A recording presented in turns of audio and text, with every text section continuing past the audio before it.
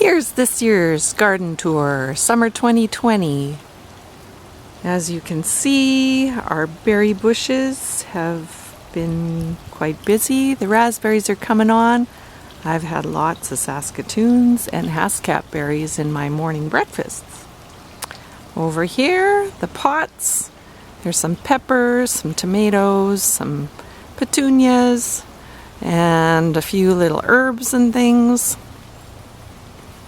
Here's Susanna's herb patch. We've got parsley, sage, no rosemary, plenty of thyme, oregano, lemon balm, stuff like that. And then over here we've got a little bit of cauliflower growing. The broccoli didn't do too much this year. As you can see, it's time to pick that one. And they didn't get much bigger than that. There are a bunch of bush beans and wax beans and a couple of tall straggly ones that I'm not sure how they got in there. Some other variety, obviously. This here are our fava beans, which are doing quite well. I managed to tie them up so that they won't fall all over the garden this year. In the box over there, we have some strawberries, some lettuces, and some leeks. And that box, I replanted carrots in there after the spinach was done. Over here, we've got 2 boxes of strawberries, 65 plants. This box close to me here, I just planted this year, so it didn't produce too much. But maybe next year I'll have a bumper crop and can make lots of jam for Lee. All right, over there, Lee has 2 boxes of potatoes, and I dug a few out today. Lovely little red, they're called sangre potatoes, I think. There are some carrot boxes. I didn't fare very well with the germination of this box this year. That one even isn't that thick, but it's growing, and the one beyond, I replanted them so that I would get a little more than 5 in each box. These are the peas. We built a lovely little cage around them because the birds were eating them to bits, and we're hoping to have a few feeds from there. Cabbages are coming along nicely. I planted beets in there, but the slugs and the birds have gotten them a fair bit, and they're not getting enough sun, of course, because the cabbages have taken over the space. But we'll see what happens. Here's some more beans, purple and green and yellow.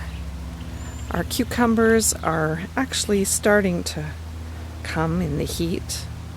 We're hoping for a few of them. Some of the plants, I had 10 plants in here, and I'm down to 4 because the slugs made a mincemeat of some of them. Here are my onions, doing fine, and some more onions, and I've already dug out my garlic. Maybe I'll show you them drying in the window if we can see into the window of the greenhouse. Kale and one of Ralph's tall squash plants. I don't think I'll get a 6-foot squash like he does, or did. In this box we have a bunch of purple peacock beans. They're nice long pod beans. Here's a little tumbler tomato, doing okay.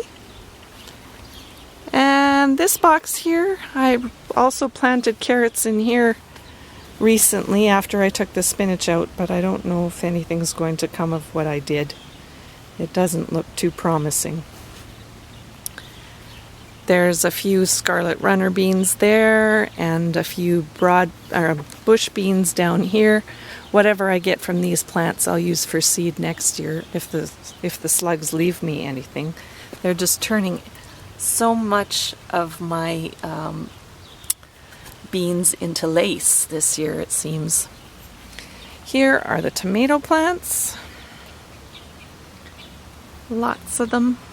I've got, I think, let's see, 8 times 4, and then there's a couple more pots that you saw earlier. This is a lettuce and arugula that's gone to seed, and I'll save the seed from the arugula.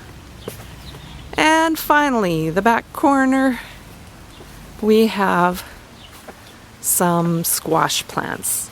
And I'm very excited because here is the 800-year-old squash that I love growing because it's so tasty.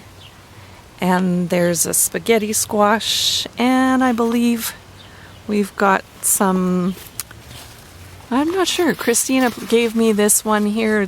She called it a mystery squash, so I guess we'll find out what it is later on.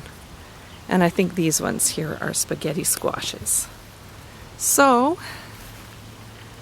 here's an overview of the garden to show you how it all looks this summer of 2020.